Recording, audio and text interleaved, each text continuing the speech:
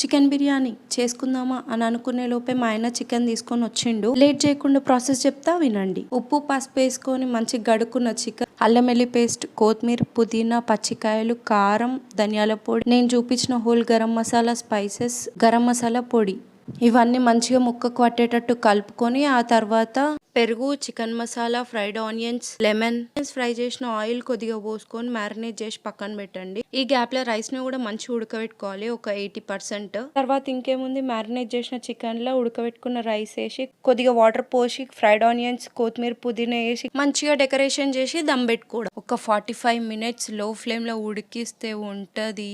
చూస్తారు కదా మీరు కూడా ఎంత పొడి పొడిగా వచ్చిందో. ఈ వీడియో చేసేటప్పుడు నాకు కూడా మళ్ళీ నోరు ఊరుతుంది, అంత టేస్టీగా అయింది. చూడండి, నా ఫేస్ ఎక్స్ప్రెషన్స్ చూస్తేనే మీకు అర్థం అయిపోతుంది ఎంత బాగుందో. ఇంకెట్లాంటి వీడియోస్ కావాలో కమెంట్ చేయండి, నేను ఖచ్చితంగా చేస్తా. ఛానల్ ని సబ్స్క్రైబ్ చేసుకోండి. బాయ్.